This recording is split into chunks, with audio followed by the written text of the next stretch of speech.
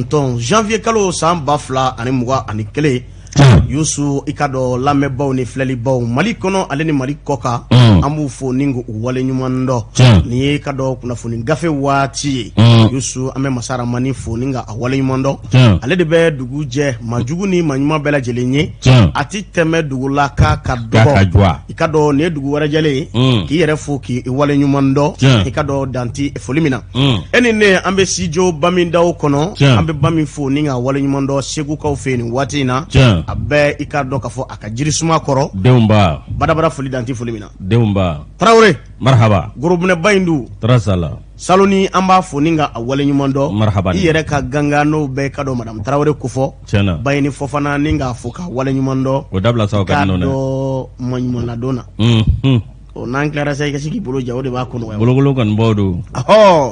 fɛn tɛ kun a tɛ ne kun tatakane nkɛ bologolo kɔni b'a don o don dɛ ngesani bisimila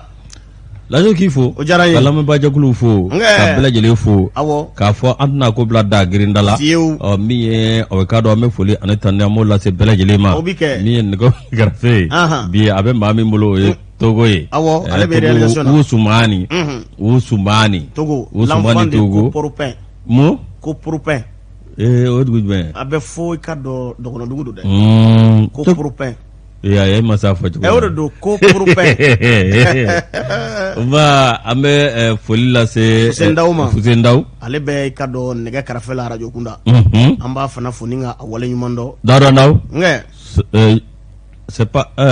Bon Shimagamani tɛ bi bon Shimagamani don ale bɛ bi dɛ ale bɛ Mamadou Tarawele Zeri l'enfant de Kiyan k'a fɔ ka wale ɲuman dɔn Edi Moribabugu Jigana Cɛmanja o y'an ka dugu ye Jamadu ko kɛfa ka taa se aw ka dɔn min ye Awa Keita an na ninnu bɛɛ lajɛlen fo k'u wale ɲuman dɔn lajo si e ko an n'a ko bila da girinda la a nɛmo b'i bolo wa dakurunya kelen ayiwa sani an ka don ni a nɛmo ye Yusu i b'a ye k'a fɔ kamalenin kɔni ka labɛnw sabatilen don nka i burankɛ don dɛ n burankɛ don dɛ kamalenin a fana kɛn bɛ k'i yɛrɛ bila kamalenya sawura i ka dɔn an ni arajo caman tigɛ bɛ ɲɔgɔn bolo kunnafoni bɛ se k'a cari cogo min na Mali kɔnɔ ale ni Mali kɔkan arajo bɛnka lamɛnbaw kɛrɛwani k'u fo k'u wale ɲuman dɔn arajo danbe fana bɛ kɛrɛwani an bɛ a baarakɛla bɛɛ lajɛlen fo ni k'u wale ɲuman dɔn Jija n'a ka cɛdenw arajo danbe jijenikaw fɛ yen an b'u fo ni k'u wale ɲuman dɔn jijeni i ka dɔn n'a lamini bɛɛ lajɛlen n'an bɔra yen an bɛ taa arajo yɛrɛko la Sikaw fɛ yen bɛnkɛ Janginɛ Jara i ka dɔn an b'a fo ni ka a wale ɲuman dɔn n'a baara ɲɔgɔn bɛɛ lajɛlen danti i ka dɔn foli min na faso kanu bɛ Welesebugu la an bɛ foli di Kolo Masa ma nin waati in na Kolo Karimu i ka dɔn a n'a ka filamuso an b'a a fo ni ka a wale ɲuman dɔn badabada Kolo Karimu danti i ka dɔn foli min na Yusu n'an bɔra an bɛ taa Marakakungo arajo Daka bɛ yen an b'a lamɛnbaa bɛɛ lajɛlen fo ni k'u wale ɲuman dɔn Fanakaw fɛ Gɛɲɛ ka lamɛnbaw MC n'a ka directeur ani i ka dɔn Gɛɲɛ ka baarakɛla bɛɛ lajɛlen k'u fo ni k'u wale ɲuman dɔn u ka timinandiya la walasa i ka dɔn k'a fɔ Fana n'a Makafo olu bɛɛ lajɛlen bɛ se ka kunnafoni sanuman sɔrɔ cogo min na laadiriya kɔnɔna na tiɲɛdugu lamɛnbaw n'u bɛ karɛri kɔnɔna na tiɲɛdugu min n'i ka dɔn kamalen a cɛsirilen don kosɛbɛ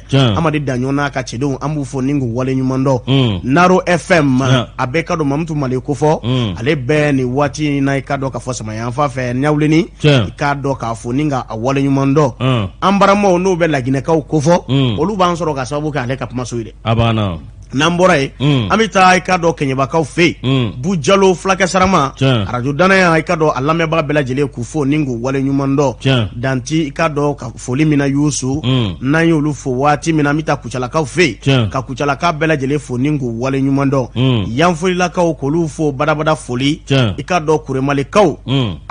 Yelemanikaw i ka dɔn ka foli ni tanni ta ka ɲɛsin bɛɛ lajɛlen ma hala tɛmɛ Jongaga FM i ka dɔn olu fana bɛ ni sɔgɔ anw na Yelemani mara kɔnɔna na an bɛɛ i ka dɔn a baarakɛla bɛɛ lajɛlen fo k'u wale ɲuman dɔn Mohamed Tanja i ka dɔn barabada foli i ka dɔn danti foli min na Tarawele nin ye donga dɔ ye dakurunya kelen i ka dɔn Dramane Alu Kɔnɛ a ko i ka dɔn ɲɔgɔn sama daminɛna CNT kɔnɔ ka ban i ka dɔn farali o bolo bɛna da wa Dramane Alukone a ko min ye ani min ye ka dɔ ka fɔ anw ka l'armée ale ka sa ɲanama ɲanajɛw an n'o tɔ ti tɛmɛ ka dɔ ka fɔ waatinin kan o kan ka kɛ ni Ala sɔnna ma kalo tile 20 janvier kalo san 2021 ko yalima i ka dɔ ka fɔ jɛrɛ min fɔra n'a bɛna sigi sen kan walasa ka kɛ sababu ye min ye ka dɔ Faransi finitigi mun bɛ anw ka jamana kɔnɔna na ni ka olu gɛn ka bɔ anw ka jamana kɔnɔ ko yalima o jɛrɛ in laban na sigi sen kan wa k'a kuma kun kɔni can bɛ bibi na CNT kɔnɔna na n'o bɛ Conseil national de la transition ko fɔ bari sabula a ma ɲɛma bɔra ni ka laseli dɔw kɛ ka kow kɔni lajɛya Dramane Alukone ka kuma la a ko laseli in senfɛ min gɛrɛ ka dɔ juma tɛmɛlen Yusu k'a kɔni ye k'a dɔ ka fɔ maa mun bɛ n'o ye i ka dɔ CNT tɔndenw ye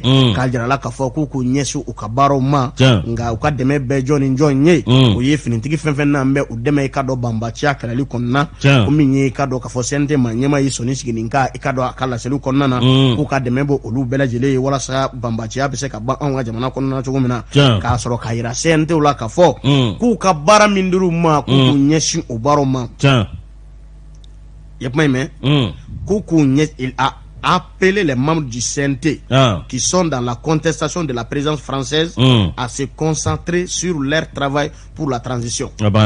Min ye ka dɔ CNT tɔnden dɔw bɛ bi k'olu fana kɛn bɛ ka wuli ka jɔ kɔni sabati walasa i ka dɔ Faransi ngolomasiri taba mun bɛ anw ka jamana kɔnɔna na ko olu ka se ka taa ka bɔ anw ka jamana kɔnɔ k'olu dun ye CNT tɔnden ye ko k'u ɲɛsin u ka baaraw ma u t'u ka baara ye o yɔrɔnin bɛɛ lajɛlen la min ye ka dɔ ka fɔ CNT maa mun bɛ yen n'olu bɛ wuli ka jɔ la nin waati in na olu ma i ka dɔ u ta bila misirida la ko Ala k'a jaabi bari sabula o kɔni ye wuli ka jɔ kɔni kɔ ko nin kuma min fɔra nin ye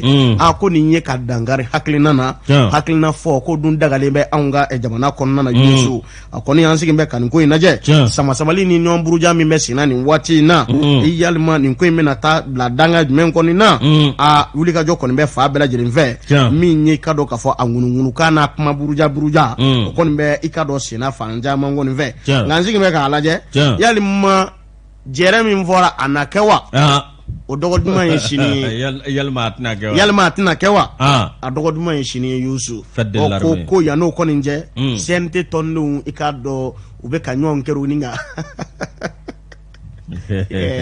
ɲɔgɔn buruja ni kan fête de l'armée an b'an ka sɔrɔsiw kɔ an b'an ka sɔrɔsiw kɔ bi an b'o kɔ sini Dramane Alukone dakurunya kelen i ka dɔn a ka bi bɔli ŋanw de ye Faransi wele aw d'o kɛ n'a ye maa min wele ni ko ma ban fɔlɔ a n'a ko k'olu ka taa dɔw fana ko ayiwa bɛɛ ni hakilila Ala k'an sutura lajɔsi ye Ala k'an sutura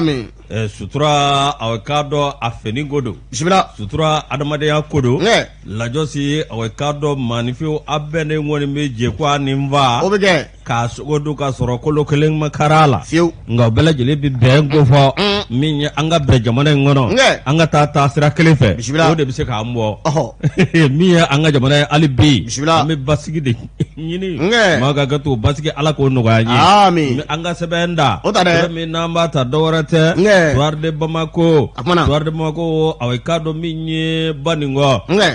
o tɛ janjo masaw ka dugu ye wa min ye aw k'a dɔn Sumeli Buwe Mayiga ale ni cɛman Ebɛri Kulubali e ko olu laban aw k'a dɔn k'u b'a fɛ ka kɛnɛ minɛ min ye RPM na don i la yalima a na se ka kɛ wa yalima a tɛ se ka kɛ wa n'i ye don i la fɔ i k'a dɔn aw i bɛ Jarasuba ko fɔ min aw k'a dɔn min ni premier ministre kɔrɔ don Sumeli Buwe Mayiga i k'a dɔn a n'a nɔnaw ninnu ye wulikajɔ kɛ wulikajɔ u taara ka taa Banikɔ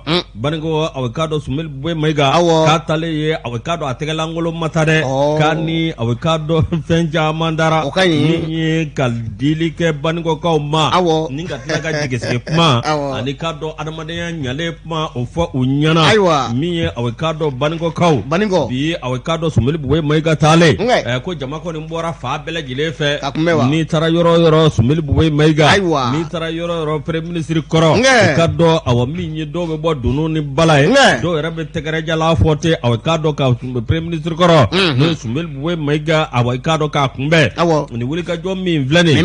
awɔ k'a dɔn n'i ye jateminɛ kɛ ninnu faralen don jɛkulu kan jɛkulu min n'an b'a wele ko ARP cɛman Ibɛri Kulubali ale fana ka jɛkulu n'o ka dɔn IDD o IDD mi aw kado oni sumel bu mega nunu ne kembe ku tege de nyamare yalma unase ka keser koro min be no Mamadou Jarasuba yalma unase ka sembo kalaka yoro ko fole na Mamadou Jarasuba ni do jatimine kebbi aw kado alebe sentila sente Conseil national de transition a ikado ale ko mbola alebo barawla ngai kado ARP maw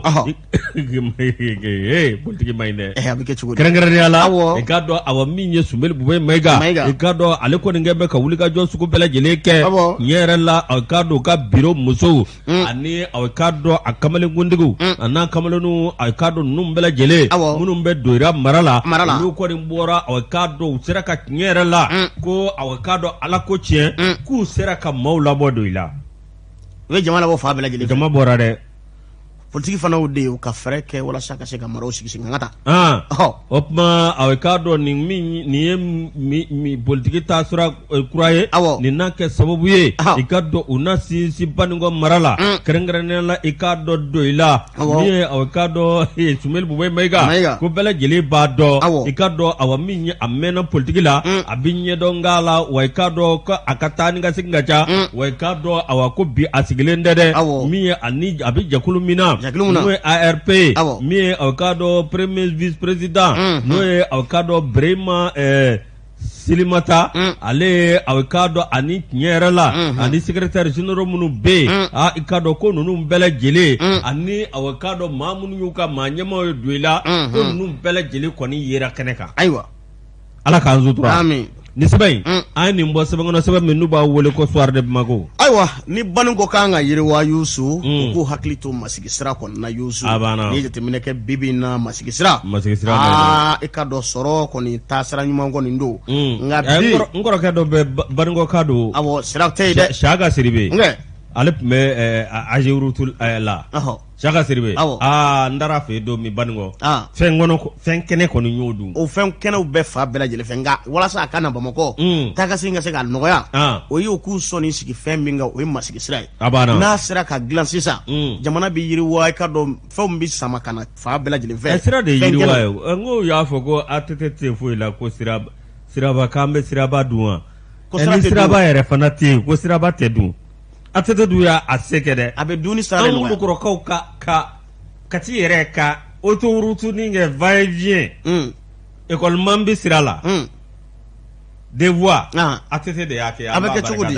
sira ka bogarla ambe se ka fo Mali fantan nani ka cercle dan nun ka bela gili ke sira ayoro ka dogo Amadou Tuman Touré bolo noti yoro mena de abana ka do ala ka nyaka da amina rabbi masiki ka fona be kulela be u ka do sira ko kon vanve politima ko haklito la jona abana yusu jamana fana ki haklito Allah indépendant alipmana ali bi minye ka do francis finitigala ka mumbe anga jamana kono olu ka tali ko kuma ikado amandalimbe abe indépendant kono u ka biboli do collectif yere woro debout sur les remparts olu fana kembe ka kunga shi yusu ka faso de bela jele wele ikado shini minye kado ka fo nyona jere kene bamimbe anga jamana konnana nabi wele ko place de l'indépendance ko bela jele kana ningano udeme ubara konna hal na soro CNT ko koni mbora ninga la silike amanyema o ka jira ka fo mamumbe ni wuli ka jola ni CNT tonde do o ko lubu uyere yi ikado CNT felai mama na kunye kado kana ni bambacha kelali baro na fero ye ku ka demebo uyebi obu ye shine yusu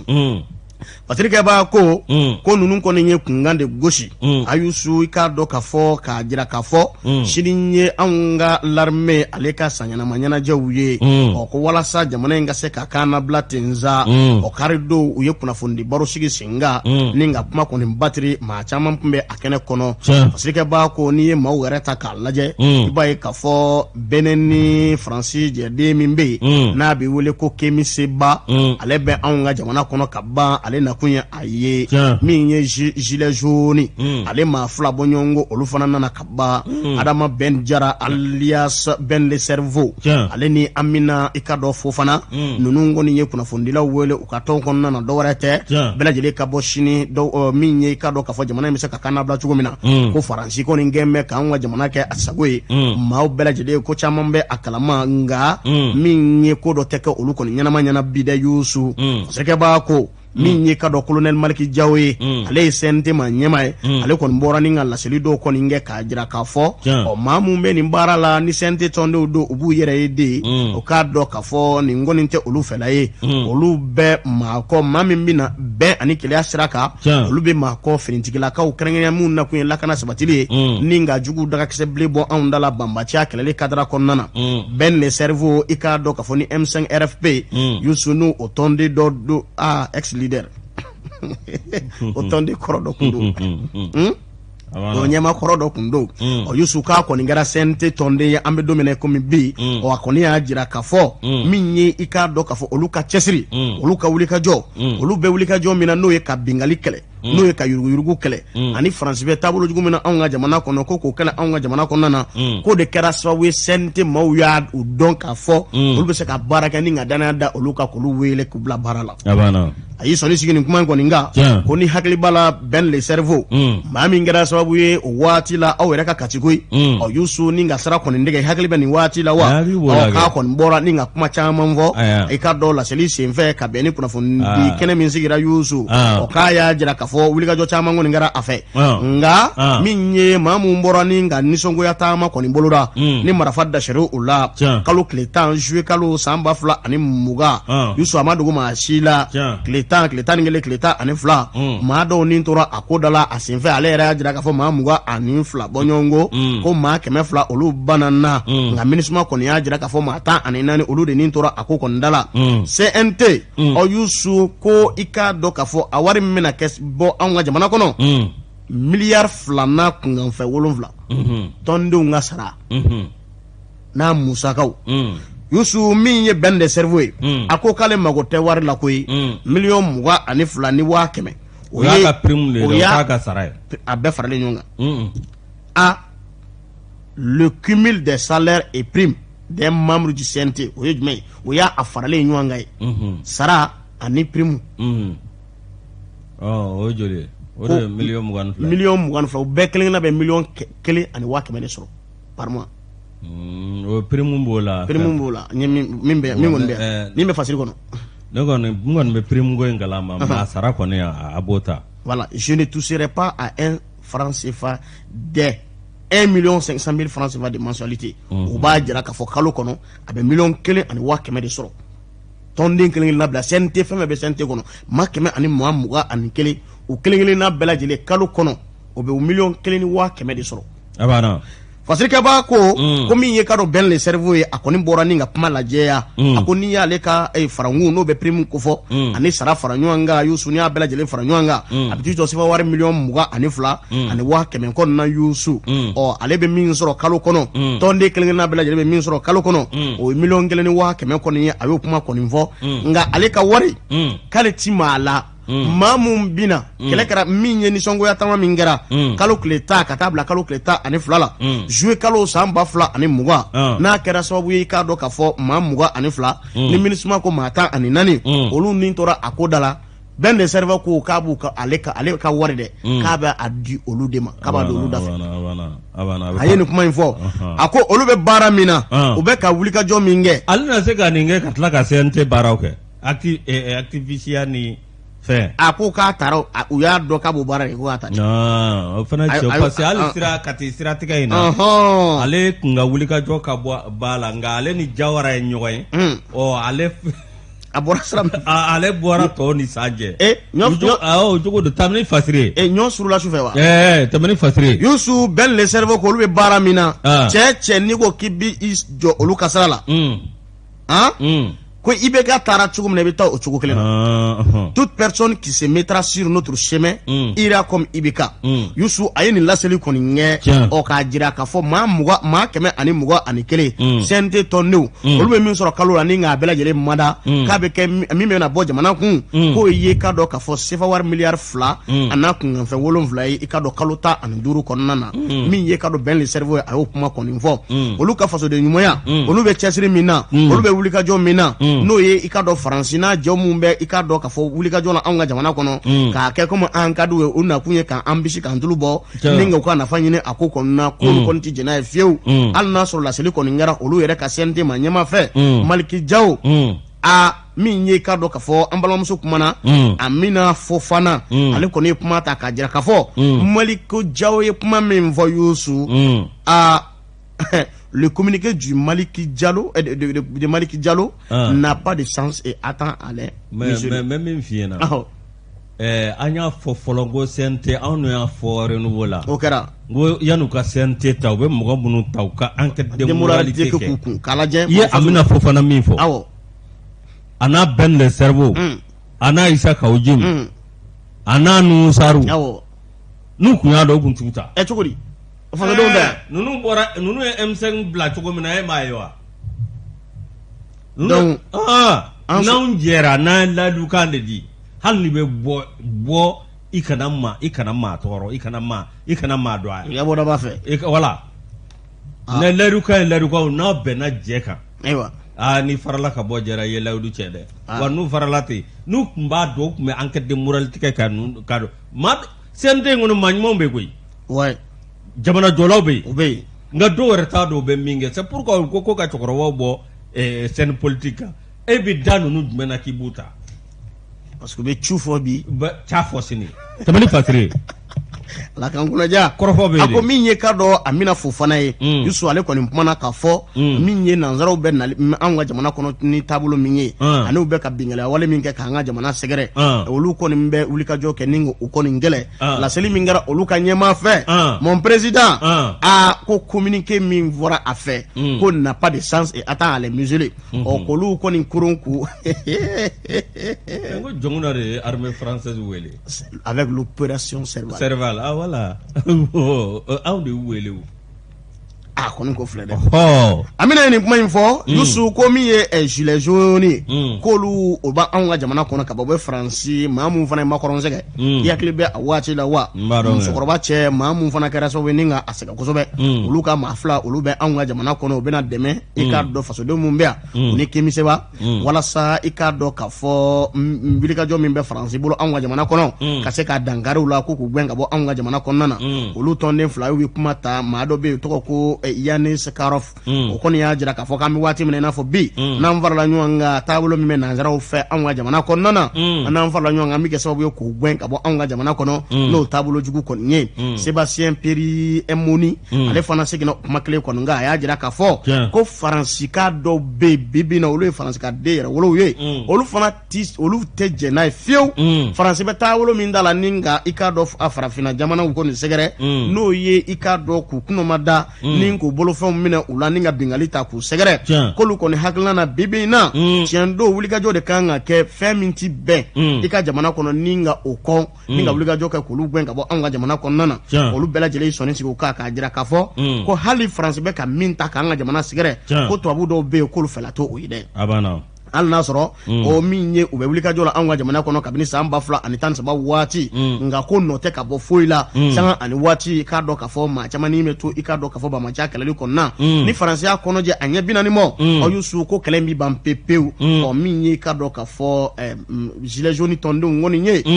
ko ni Kémi Séba ani k'a dɔn maa caman wɛrɛw olu i k'a dɔn u bɛ anw ka jamana kɔnɔ ka ban ko sini ye dɔgɔ duman dɔ ye Youssou o kɔni ye wele bila faso de kelen-kelenna bɛɛ lajɛlen ma collectif yɛrɛ wolo debout sur les remparts ko bɛɛ lajɛlen ka bɔ dɔwɛrɛ tɛ koyi Faransi golomasiri tabaa mun bɛ anw ka jamana kɔnɔ ko k'u gɛn ni ka bugurijɛ k'u nɔfɛ u ka yan bila pewu Musa S Kamara ale ni Hari Musa Mayiga paraminɛkalanden olu de farala ɲɔgɔn kan ni ka nin mada indépendant kɔnɔ bi bɔli don a tɛ bala na o a ye maaw wele a guwannaw dɔ la aw de y'u wele o an bɛ tɛgɛrɛ fɔ o la n'u ye yan mɔgɔ t'a dɔn fɛn min ala k'an kun naja lajɔ ti aw k'a dɔn tiɲɛ yɛrɛ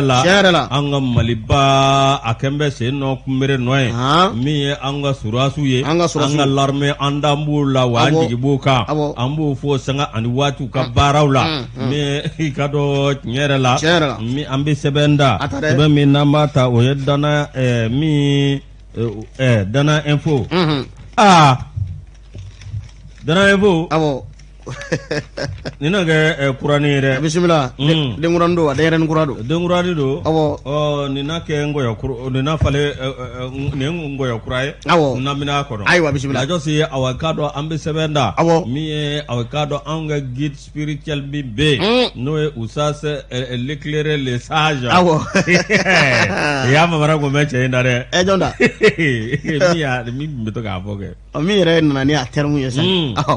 mi agado usase l'éclairer Mahmoud Dugo ikado ko akatali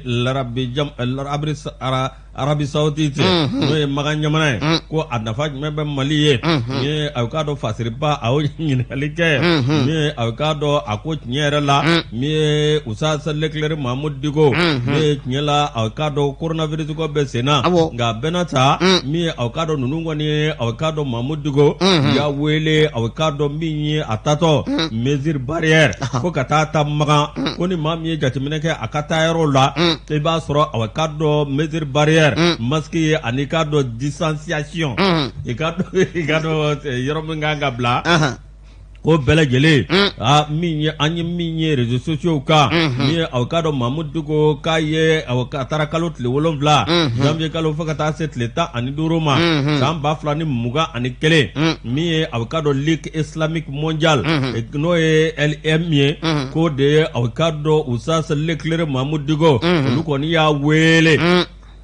mi alkado arabado janvier galot le woro Mahmoud Dugo na ka délégation ba ko lu ko ni wulika joke mi kata awa uye escale ke yoro me Addis Ababa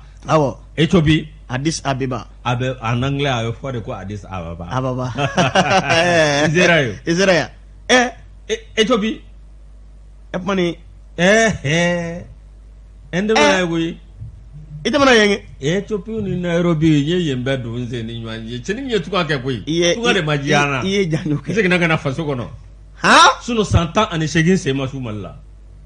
aben fenyini atete mokaw dega ni ma fen soro nga nye fen don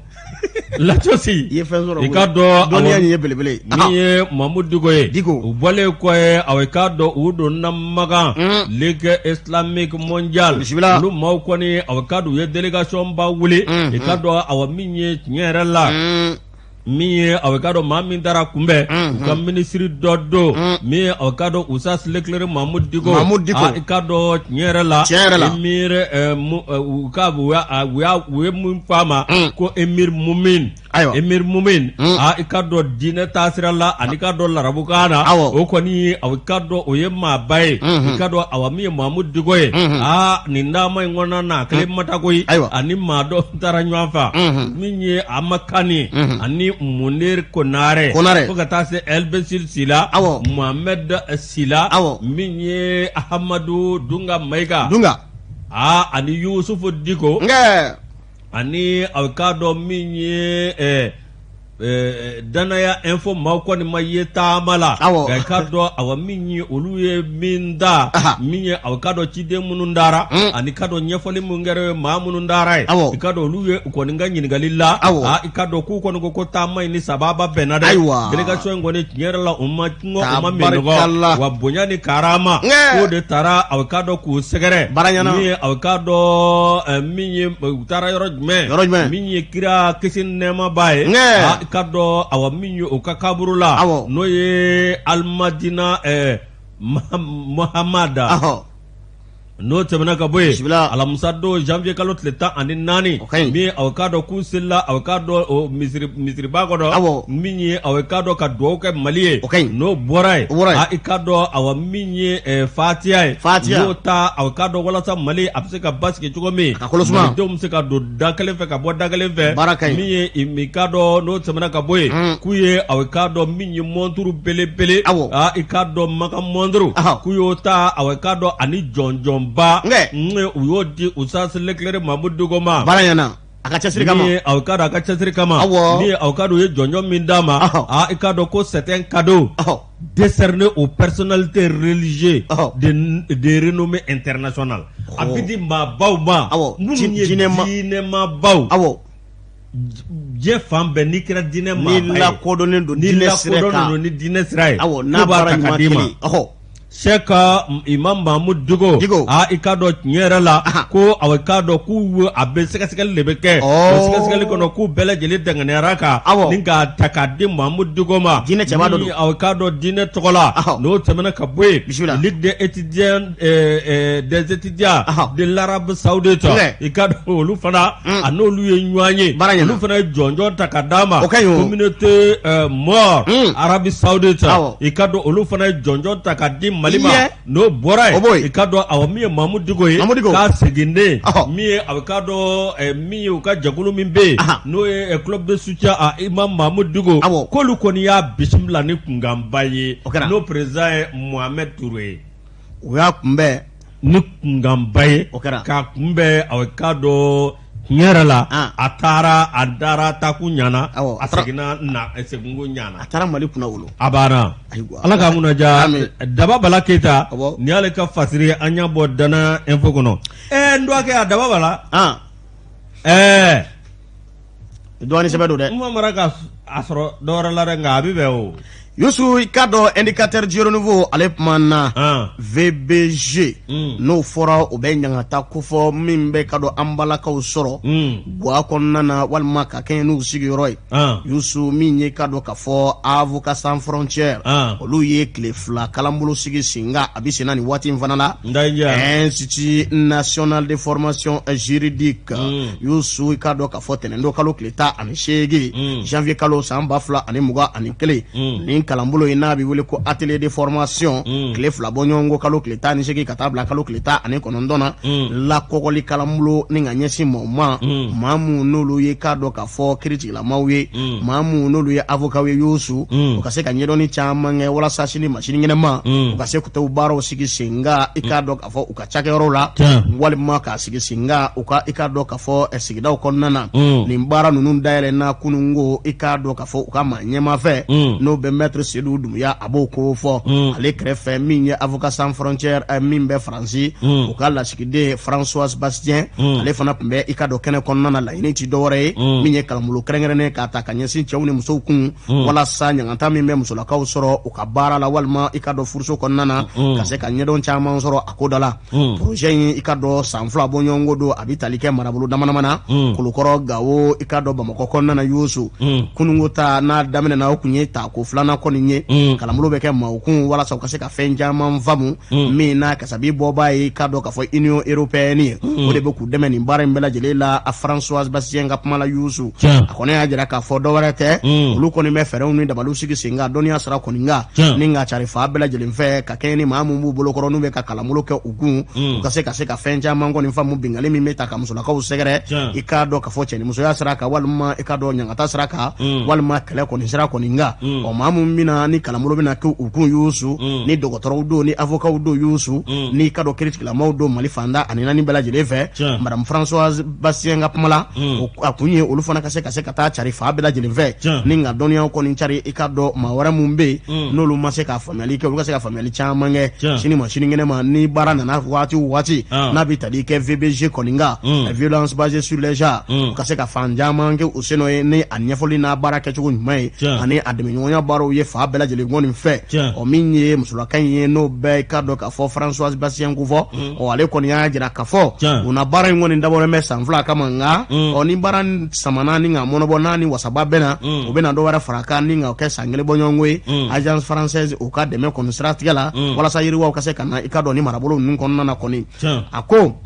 min ye ka dɔn maa ɲɛma yɛrɛ n'o ye ka dɔn Maître Seydou Doumbouya ye Avocats Sans Frontières Mali o kɔni i ka dɔn ɲɛma kɔni don ale kɔni y'a jira k'a fɔ nin kalanbolo min sigilen filɛ nin ye dɔwɛrɛ tɛ ko ye a n'a kɔrɔ bɛ ɲɔgɔn na bingali taara ka maa mun sɛgɛrɛ ka sababu kɛ u ka lujura ye bingali taara ka maa mun sɛgɛrɛ furuso kɔnɔna na bingali taara ka maa mun sɛgɛrɛ kɛlɛ kadara kɔnɔna na Youssou olu b'u bɛɛ lajɛlen fara ɲɔgɔn kan ni ka dɛmɛɲɔgɔnya kɔni da ni u sɛgɛrɛ ɔ marabolo ninnu kɔni kɔnɔna na walasa nin na ɲɔgɔnnaw a bɛ se ka dabila cogo min na baara ni wasa fana bɛɛ na u ka laɲini n'u ka fɔli kɔni kadira kɔnɔna na kalanbolo yɛrɛ bi senna nin waati in na Institut National de Formation Judiciaire kɔnɔna na Youssou anw fɛ ya Bole kɛrɛfɛ ten coyi Moribafi Kamara indicateur du renouveau yɛrɛ tun bɛ nin kɛnɛ kɔnɔ kunungo Lajɔsi min ye awa an ka starba a kun kan ka concert kɛ a y'a bɔ a ma Keji wayi Keji ko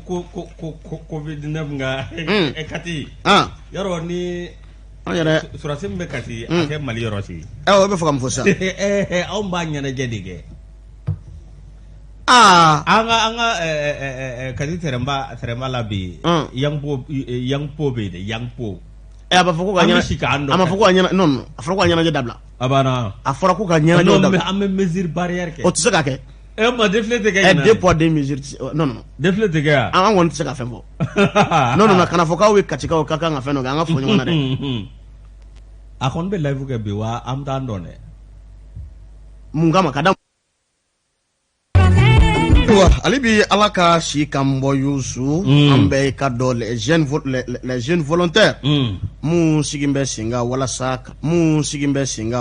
ka coronavirus kɛlɛ u yɛrɛ sera anw ma i ka dɔn an ka cakɛda la yan n'a ɲɛmaaba ye Jibi Sakɔ ye a n'a ka cɛdenw kamalen biɲɛngɛnɛw ani musoba cɛsirilenw u kɔni nana i ka dɔn ka fɔ masigi kɔni cɔngɔ an nun kɔrɔla la bi ni ka masigi di anw ma fasoden kelen contre Covid-19 Lajɔsi an b'u fo cɛsiri la k'u fo wulikajɔ la olu bɛ don maaw ka ni k'u kunnafoni bana in taabolo la ka tila ka matarama fɛn d'i ma i ka se k'i yɛrɛ matarafa an b'u fo Lajɔsi an bɛ sɛbɛn da sɛbɛn min n'an b'a ta o ye indicateur de renouveau ye a ko de i ka dɔn zone aéroportière minnu bɛ n'olu jigitigɛra ko la n'olu ka so cira olu kɔni y'a jira k'a fɔ ACI ko ni aw ka dɔn min ye o de bɛnbɛn bɛɛ kɛ i ka dɔn awɔ min ye tiɲɛ yɛrɛ la walasa yɔrɔ in bɛ se ka latɛmɛ ACI ma cogo min ko ACI bɛ ani ka dɔn an ka maa ɲɛmaa dɔ ka bɛnbɛn bɛɛ don dɛ ninnu i ka dɔn agence de section immobilière nunu a bɛ k'a dɔn maa minnu bɛ yen ni a bɛ k'a dɔn sɛbɛn b'u bolo n'an ka maa ɲɛmaaw kɔni ye sɛbɛn d'u ma ni a bɛ k'a dɔn tiɲɛ yɛrɛ la n'u ka so kari olu kɔni ko ni ala sɔnna wuli ka jɔ kɛ k'u bɛ lamɛn cogo min na o de kɔnɔna na a bɛ k'a dɔn min ye zone aéroportière min ye o yɔrɔ min n'a cira i ka dɔn awɔ min ye association de décorpi Ɲamakɔrɔ Jalobugu n'o ye a bɛ k'a dɔn CADN ye olu kɔni a bɛ k'a dɔn min ye u ye barosigi kɛ ni kunnafonidilaw ye u ye barosigi kɛ u yɛrɛ dama ni ɲɔgɔn cɛ min ye a bɛ k'a dɔn Amadu Sise ani président coordinateur min ye Nango Bubakar Samake ninnu n'o y'u ka kuma lasela ye ani ka dɔn tiɲɛ yɛrɛ la ninnu kɔni taara ka t'u ka lajɛ kɛ u ye lajɛ kɛ yɔrɔ min tiɲɛ yɛrɛ la a bɛ k'a dɔn min ye CCB tɛ min ye palais de la culture tɛ maison de la presse tɛ nka u taara ka t'u ka a bɛ k'a dɔn min ye lajɛ i ka dɔn u y'a kɛ u ɲɛ kumunen u y'a kɛ a bɛ k'a dɔn min ye u ka minɛnw jilen u ye lajɛ kɛ kɛnɛ sanfɛ min ye kɛnɛ sanfɛ i ka dɔn bɛɛ lajɛlen bɛ a n'a kɔrɔ bɛ ɲɔgɔn na Amadu Sise ni a bɛ k'a dɔn tiɲɛ yɛrɛ la ale kɔni y'a jira ko maa minnu bɛ a bɛ k'a dɔn n'olu ka yɔrɔ cira ko nin bɛɛ lajɛlen ye fantan ye ninnu kɔni a bɛ ka d'u ye magan kɛ ni k'u ka yɔrɔ baara i ka dɔn tiɲɛ yɛrɛ la ni a papiye b'u bolo wa papiye bɔra yɔrɔ jumɛn i ka dɔn ko papiye jɛlenw don koyi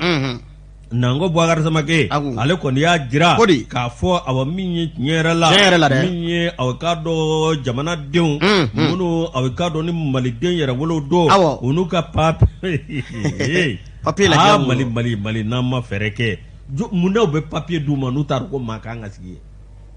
u n'u ka papiye u ye papiye ta ka d'u ma min ye a bɛ k'a dɔn tiɲɛ yɛrɛ la i b'a ye k'a fɔ référence décret numéro 99 252 min ye PRM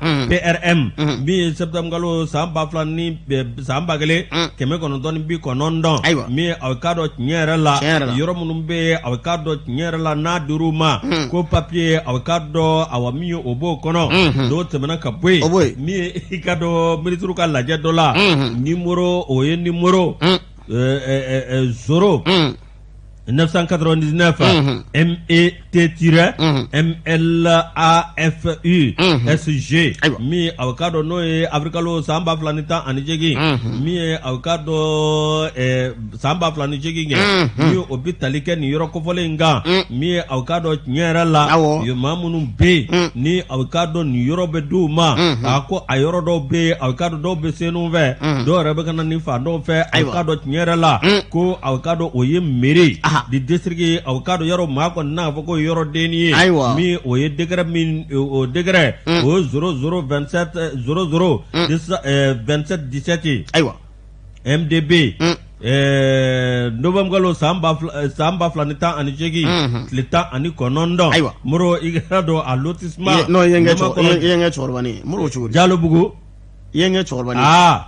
la josi jalo bugo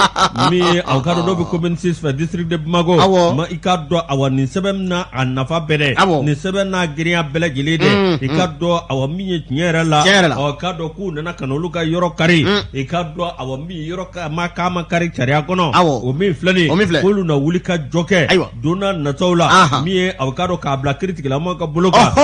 manya una awatama boloda yelma una sitingo boloda ikado nyera la ko olu torola usigana avocado jamana nyema o de papier di ngai kado awami nyoko ni complot de ninga nyesi avocado fandauma aiwa alaka nya kadamu de fandau mi avocado aseye ko olu ko ndara kata avocado olu mau abena de ko kasoro nishimake ko nu bisika barake nywanfe ko lu ko ayu maso jogo shila ka ko binya ka ko odonya awo ka ko odonya ko olu maso o ma mi avocado samake ale ko ni ya jira ka fo awami nyera la ko awami mamunu be ni olu ka yoro karla ko lu ko ni laba ko na mage ko ikado ko lu avocado ko mabito itoko la mi deni aiwa lajosi mi avocado ma chamambe olu ko ni avocado seria ke seria minu yake ikado o seria o ba jira ka fo ni ngo imbele jelebi ka ke mi avocado wala so olu se ka boy chuko mina fanda um se ka boy chuko mina ase katisigi aiwa ma mi avocado ni mi fleni mi avocado ma dobe ko o toko bala ikado ko awambe ko bela jele bo dobi ko bela jele bi sira onye bi no isa ka ojimi ko wale fana ka yoro chira degré présidentiel lu fana do kana ino ko de degré présidentiel do de ango fo de uta ale ka ko laje ale ti to fangle fere minye ikado na jera ka min la mi sine zo ma abati lajosi obani ba yano che mi avocado mamunu be olu ko ngo ko avocado nyera la ko banyini avocado gouvernement fe mi avocado awaminyo uye minge ku ka boka nyefolike aiwa jagwa dumbia dale ka fasire anya bo indépendant ngono na manya ka fo afra ko degré présidentiel do o ma fana soro la mi papier fere olu ko ni ma ma mi papier fere mo na ko karata ibto tigiri wele bogo je ne ka sa akara chugo mina atina a folo ni bonwan baranyana yusu ikado le challenger ale pmana mi nye nunda tuna o dira muso jekulu ma mi nye kado ka fo association des serres unis des logements sociaux de Tabakoro olu koni sibakoro ni sonjara udi sojale ko jugo madame Sako kadi kamisoko no yuka ma nyema ay ministre fo ninga awale nyumando yusu mi nye kado ka fo muso jekulu biduru ani doni mi nye ni mimbe talike bana jugo mimbe na biwele ko coronavirus we nunda tukula de ta ninga do uma ukase ku yere tanga muso ko ni ikado ka fo ku yere tanga ka dungo do bara ko na nga mami ngara so we ninga ni nunda kula undi no be masiki ko ko fo ministry mimbe no nya simbe muso de undu ukakunya bele jele nyana bolima ale de kara so we ninga muso ko ni seba koroni sonja nini nunda tukula unye ninga de muso jekulu ko ni ma ukase ku yere kisi ka bo coronavirus bana ale ikado ka fo ma parce que ba ga mana ako anison jabo na kosobe minya association des serres unis des logements sociaux de Tabakoro amanyema madame Sako kadi kamisoko kadi ikado ay ministry foninga awale nyumando yusu ikado ministry fo le ngoroko akoni mena ke so we ninga ngoni chama mo olusena ni ye mali muso fo ibe kungo ke konfo muso be kungo ke sanga ani watu bela jelela ube nyonda la je esanga ani watu bela jelela tombe sigi yoro chama na yusu ngani mige so we okase ku yere matrafa ningu yere kisi kabo bana jugu ngoni toro kɔni ma Yusu ni dɛmɛ min fana bɔra n'o ye dɛmɛ ni dɛmɛ n'a bɔra ministre kɔni yɔrɔ ni ka ɲɛsin olu ma olu bɛ ministre de fɔ ka timinanja na i k'a dɔn k'a fɔ a ka cɛsiri la o fana y'a layidu di ministre kɔni ma n'o bɛ madame Sako Kadi Kamisogo kofɔ a n'a ka jama k'u bɛ ministre ka bila la sanga ani waatiw bɛɛ lajɛlen la k'a dɛmɛ fa ka baara ka kɛ wasaya a bolo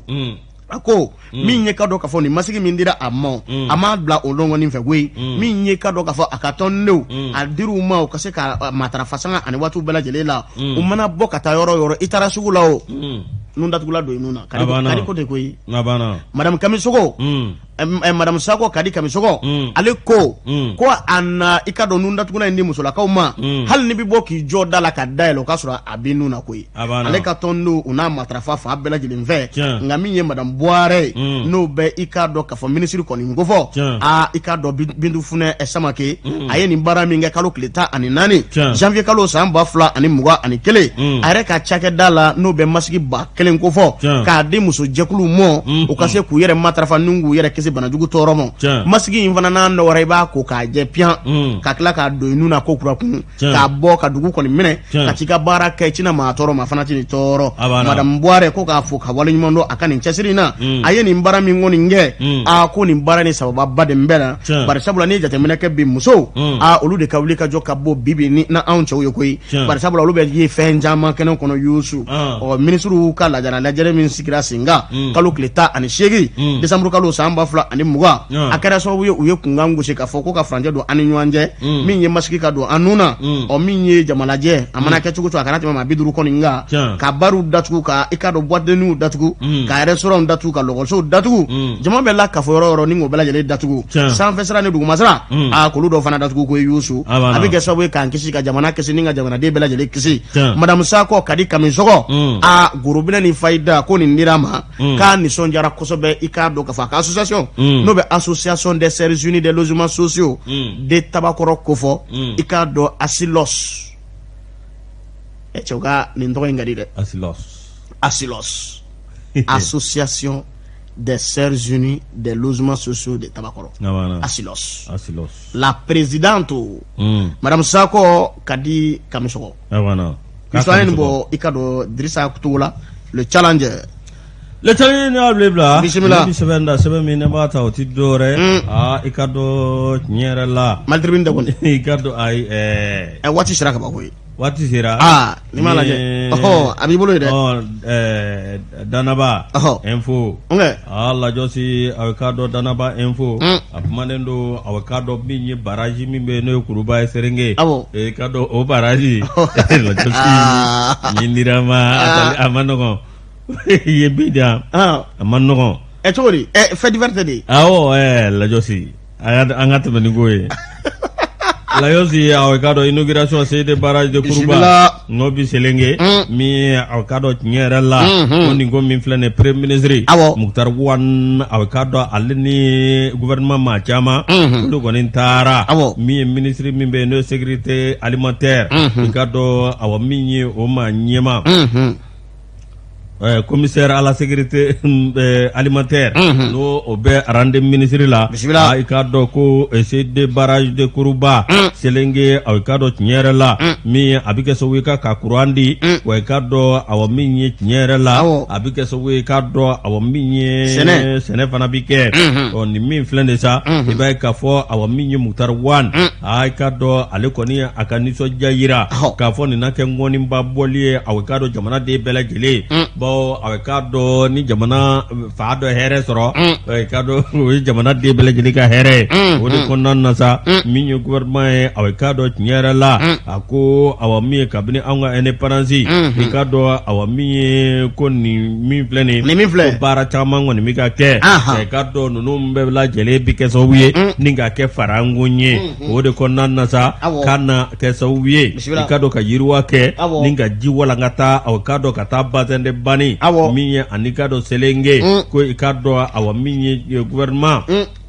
malien ani ka dɔ awa min ye tiɲɛ yɛrɛ la ani ka dɔ maa minnu bɛ yen y'an dɛmɛ banciw ye n'olu b'an dɛmɛ a nafoloko la olu bɛɛ lajɛlen aw ka don bɛɛ lajɛlen ka nisɔndiya yira a ka dɔ nin bɛ kɛ sababu ye min ye fɛɛrɛw ye fɛɛrɛ min n'a bɛ dun ka fa sabati wa n'a bɛ kɛ sababu ye ka dɔ ka fantanya kɛlɛ anw ka jamana kɔnɔ wa n'a kɛ sababu ye yiriwa sira aw ka dɔn ni k'o sinsin baara ka ɲi nin sɛbɛn an nin bɔ Danaba info kɔnɔ bi sɔgɔmada in na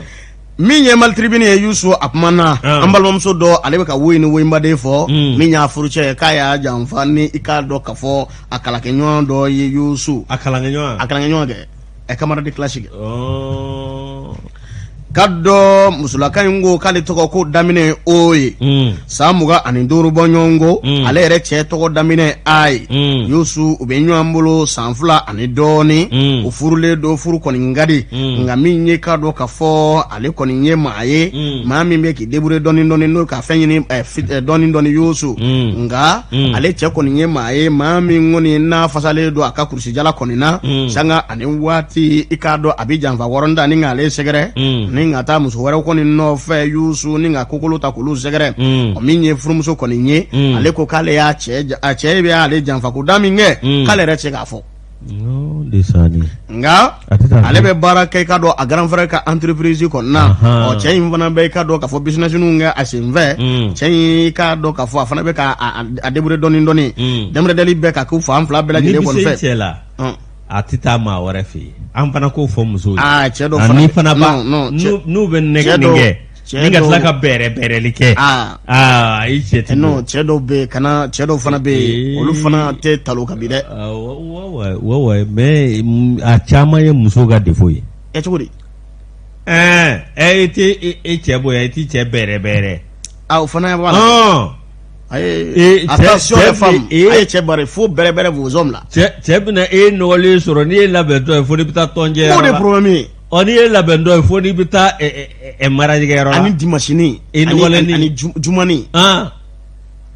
non clinique kɔni an bɛna bɔ baarakɛyɔrɔ la an sɛgɛnnen an bɛna sɔrɔ hali ka wuli k'an ka saki minɛ n'o bɛɛ ka d'a ye ka tila k'an ka poussière ni minnu b'an ka guloki kɔli la k'o fura ka yɛlɛ an fɛ o y'a sɔrɔ i kɛ bɛ k'i da ko ni gɛsɛ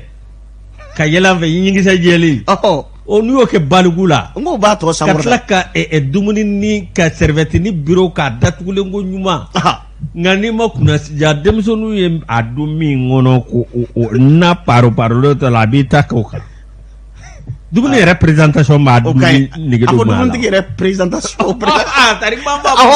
b'a la ko dumunitigi f'a ka kɛ maa ye maa min présenté don ka yɛrɛ a banna anw bɛ nɛgɛ de muso bɛɛ den y'a cɛ de ye i b'a nɛgɛ de k'a cucu cucu den bɛ kasi cucu sin don a da Desari Yusu i ka dɔn fasirikɛba a kuma na min ye ka dɔn ka fɔ furumuso kɔni n'a tɔgɔ daminɛ o ye a ko k'a ye laɲini kɛ ale cɛ a kɔrɔkɛ fɛ ale bɛ baara kɛ a kɔrɔkɛ kɔni ka dɔn entreprise kɔni na a ye laɲini k'a fɛ k'a ka ɲɛ a mɔ ni k'a cɛ dɛmɛ ka baara ɲini ka di a mɔ jaja tarata don kalo tile 12 janvier kalo san 2000 i ka dɔn ani 21 Yusu i ka dɔn ka fɔ ale kɔni ye mun ye min ye k'a dɔn ka fɔ ale kelen bɛ tun bɛ so kɔnɔ cɛ nalen ale kɔni y'a fɔ cɛ ye i tɛna an ka taa an sen bɔ ɲɔgɔn na an ka taa restaurant dɔ la walasa an ka se ka taa i k'a dɔn ka fɔ an nisɔndiya ye wa cɛ ko baara dɔ b'a bolo baara dɔw bɛ ale bolo ale kan k'o kɛ tile kɔnɔna na Yusu a ma ɲɛ min kɔ a fana y'a fɔ a cɛ ye k'a terimuso dɔ bɛ yen k'a bɛ fɛ ka t'o fɛ yen ni ka taa a yɛrɛ lafiya ye k'o don ko énergie k'a ka courant tigɛ cayara o waati yɔrɔnin bɛɛ lajɛlen la ale terimuso y'a fɔ a ye karisa i ti bɔ i ka taa i ka restaurant taga la n'o tɛ courant kɔni bɛ ka tigɛ a kuma bɛɛ ale fana bɔra ka taa restaurant dɔ la Yusu a n'a terimuso taara ɲɔgɔn fɛ u taar'u sigi o yɔrɔnin bɛɛ lajɛlen la ale ɲɛ bɛ mun na a furucɛ ka mobili jɔlen don furucɛ ka mobili jɔlen don restaurant da la marque jumɛn don marque ko ma fɔ yan fɔlɔ koyi a furucɛ kɔni nka i sɔn min yɛrɛ la wa voilà depuis a fɔra ko le 12 le mardi 12 janvier i jɔra la wa jɔri ne e ko marque jumɛn don fɔlɔ n ko marque jumɛn don mobili ye marque jumɛn marque tɛ yan fɔlɔ dɛ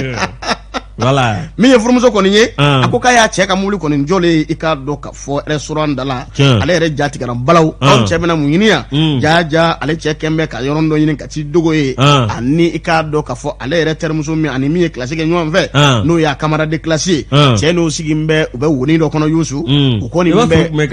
ka bisuni kɛ ɲɔgɔn na i k'a dɔn ka fɔ ka dumuni tigɛ ka don ɲɔgɔn da u kɔni bɛ nisɔndiya la i n'a fɔ anniversaire kɔni bɛ senna Youssou k'ale dun y'a yira a cɛ la anniversaire dɔ de senfɛ ale y'i k'a dɔn ka fɔ a terimuso in yira a cɛ la ale ɲɛ da ninnu kan k'a kɛra kunnaja ye n'o tɛ ale tun bɛna bɔ ka bi koyi nka ale sinna k'a se a yɛrɛ la nka a terimuso in kɔni de ye fɛɛrɛ bɛɛ kɛ ko f'a ka taa dennin in kama k'a k'a bugɔ